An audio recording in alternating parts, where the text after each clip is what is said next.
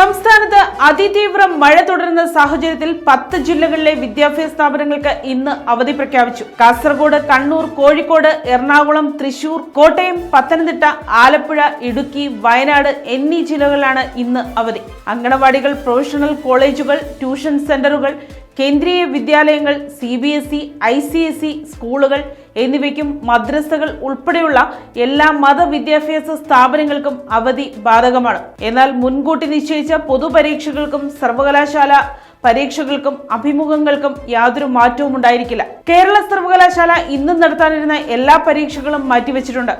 Theory, practical, viva പരീക്ഷകൾക്കാണ് മാറ്റമുള്ളത്. ഇതിന്റെ പുതുക്കിയ തീയതികൾ പിന്നീട് അറിയിക്കുന്നതാണ്. അതേസമയം കേരള സർവകലാശാല പഠന വകുപ്പുകളിലെ പരീക്ഷകൾക്ക് മാറ്റമുണ്ടായിരിക്കില്ല. മഴയ്ക്കൊപ്പം തന്നെ കേരള തീരത്ത് കടലാക്രമണ ഭീഷണിയും നിലനിൽക്കുന്നുണ്ട്. കള്ളക്കടൽ പ്രതിഭാസത്തിന്റെ ഭാഗമായി തിരുവനന്തപുരം, കൊല്ലം, ആലപ്പുഴ ജില്ലകളുടെ തീരങ്ങളിൽ ഉയർന്ന തിരമാലകൾക്ക് സാധ്യതയുണ്ടെന്ന് ദേശീയ സമുദ്ര സ്ഥിതി പഠന ഗവേഷണ കേന്ദ്രം മുന്നറിയിപ്പ് നൽകി. തിരുവനന്തപുരത്ത് കാപ്പിൽ മുതൽ പൊഴിയൂർ വരെയും, കൊല്ലത്ത് ആലപ്പാട് മുതൽ ഇടവ വരെയും, ആലപ്പുഴയിൽ ചെല്ലാനം മുതൽ അഴീക്കൽ ജെട്ടി വരെയും നാളെ രാത്രി 11:30 വരെ 1.4 മീറ്റർ വരെ ഉയർന്ന തിരമാലകൾക്ക് സാധ്യതയുണ്ട്. കന്യാകുമാരി തീരത്ത് നാളെ ഉച്ചയ്ക്ക് 2:30 വരെയും ജാഗ്രതാ നിർദ്ദേശം ബാധകമാണ്. തീരദേശവാസികളും മത്സ്യത്തൊഴിലാളികളും അതീവ ജാഗ്രത പാലിക്കണമെന്ന് അധികൃതർ നിർദ്ദേശിച്ചു. കടൽക്ഷോഭമുള്ള അപകട മേഖലകളിൽ നിന്ന് അധികൃതരുടെ നിർദ്ദേശാനുസരണം സുരക്ഷിത സ്ഥാനങ്ങളിലേക്ക് മാറി താമസിക്കേണ്ടതാണ്.